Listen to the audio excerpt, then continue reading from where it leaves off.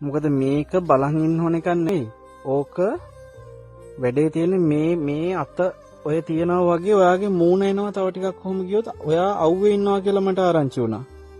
අවුවේ ඉන්නවනේ. පාරේ ගිහිල්ලා තින් අර කීයක් හරි හොයාගන්න ජීවත් වෙන්න. මේව තමයි ජීවත් වෙන්න අපි. ඒ වුණාට ඔය ලෙඩේ හැදිච්ච කෙනෙක් පුතා මොන හේතුවකටද අවුවේ ඉන්න හොඳ නැහැ. ඕකේ වාගේ ඇඟේ තියෙන ජාන විකෘතියක් තියෙනවා EV කියලා. HPV කියන වෛරස් එකයි දෙක එකතු වෙලා හැදිච්ච එකක් ඕක. එතකොට ඕකේ අවුවේ ඉන්නම හොඳ නැහැ. කැන්සර් එකක් එනවා එයාට අවුවේ හිටියට පස්සේ. දැන් පාන්දර 1යි දෙවුන්දර මේ ලෝකේ තියෙන දුර්ලභම රෝගයක් තියෙනවා. ඒකට අපි කියනවා ගස්මිනිසා සිංහලෙන් කියන්නේ ට්‍රී මෑන් කියලා කියනවා. අනවර්ථ නාමයක් විදිහට ඒ රෝගේ නම නෙමෙයි. අපිට ලංකාවේ දැනට එක්කෙනෙක් දෙන්නෙක් තමයි මේ රෝගය හඳුනාගත්ත දන්න ඉන්නේ. ලෝකෙම මං හිතන්නේ 300ක් වට ආසන්න වගේ පිරිසක් තමයි ඉන්නේ. ඒක ඇත්තටම දුර්ලභ රෝගයක්. මේ මුළු ඇඟේම ගහක අතු දානවා වගේ හරියට නිකන් අර සතෙකුගේ අං වගේ මේ ඇඟ පුරාම එනවා. මේක මූණේ පවා එනවා. මේ මූණේ එමින් තියනවා තාම. දැන් නහය එහෙම මේ වෙනකොට ලොකු ප්‍රමාණයක් හැදි එනවා. මේ පිටිපස්ස තියෙනවා. මුළු ඔළුවෙම දෙනවා. ඔය වගේ ඉන්න වගේද මුලින් ආවේ පුතා? ඔව් ඉන්නේ කාය බඳුන ඉස්සෙල්ලා තේ. තනි ඉන්නේ. ඔව් තනි ඉන්නේ. ඊට පස්සේ ඒකට ගෑස් ඇල්ලුවා.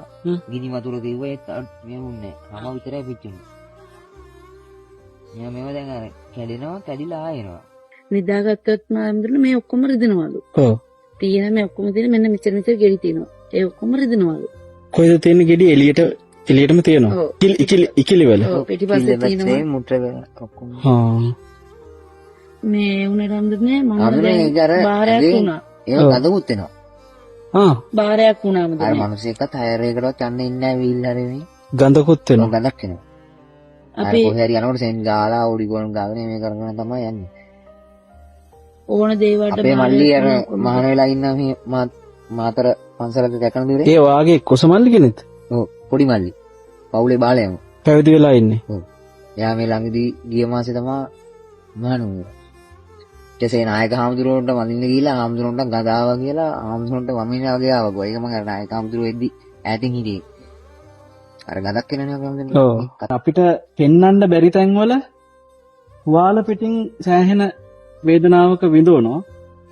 දැන් මේ නිකන් ඇඟිලි ගොඩක් වගේ තියෙනනේ. ඕවා සාමාන්‍යයෙන් අර සතුන්ගේ අං තියෙන්නේ. ඒ අන වගේ තමයි හයියයි නේ වගේ. ඔව්. කපන්න එනවා හම්බෙන්නේ. ඔව් එනවා. ඕක අන වගේ එන්නේ. මේ කකුලෙන් දැන් කැඩුනා. අපේ මේ වගේ ලොකු කුට්ටියක් තියුණා. ඔව්. ග්‍රෑම් 150 200ක් විතර බරකට තියුණා. කොයාගේ විලුඹ හරිය පෙන්න.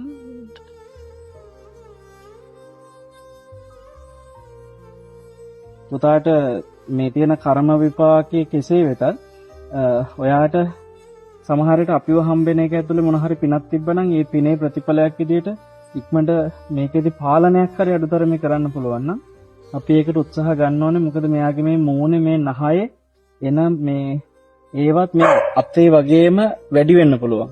එහෙම නොවෙන්න පුළුවන් තරම් ඉක්මනට මේකෙදි අපි අපේ පැත්තෙන් කරන්න තියනවා නම් මොන හරි හොයලා බලලා කරන්න ඕනේ. අපේ අම්දුරගෙන මට පාරේ යන්නත් බෑ වෙලාවක නඩන යන්න බෑ කියලා ඉතින්.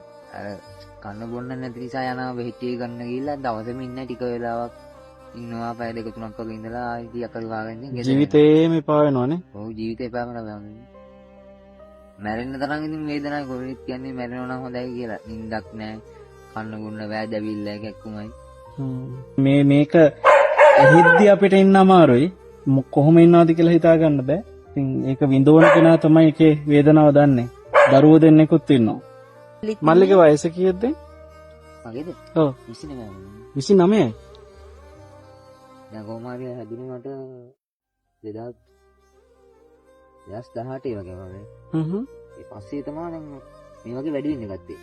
අවුරුදු 5ක් වගේ නම් මේ වගේ මස් පිට දානවා වගේ. ඔව්. දැන් මෙයා කොහොමද මේ මිය පුතු දික් කියලා දින ගොඩාක් වැසිකිලි කැසිකිලි එහෙම ගියාම ඒ කටයුතු කරගන්න නෝනා තමයි ඔක්කොම බලන්නේ. මාර දුකක් මට විඳිනවා. වැඩිම මගේ දරු දෙනම තියාගෙන තනක් නෑ හඳුනේ අපිට. ඔව්. දරු දෙනම ඉන්නේ නංගි ගාව. ඒ දෙන්නෙම රණ්ඩු වෙන්නේ ගෙදර එනවා කියලා. මම විශේෂ අවශ්‍යතා තියෙන අයට කරුණා පාරාදීස කියලා හදනවා ගම්පහ තැනක්. ඒකේ වෙනමම ඔය දෙන්නට ඇටච් බාත්රූම් එකක් එක්ක තැනක් ලෑස්ති කරලා දෙන්නද? මේ පුළුවන් නම් මම ලෙඩ තුන්ද කරලා දෙන්න. අපි ඒකට උත්සාහ කරමු. ලෙඩේට සනීප කරන්න මොනවද කරන්න පුළුවන් කියන එක බලන්න මං ආවේ. මේ නමුත් මේක දැනට නිකන් මොනවා හරි පාවිච්චියකට තියාගන්න කවන්නේ.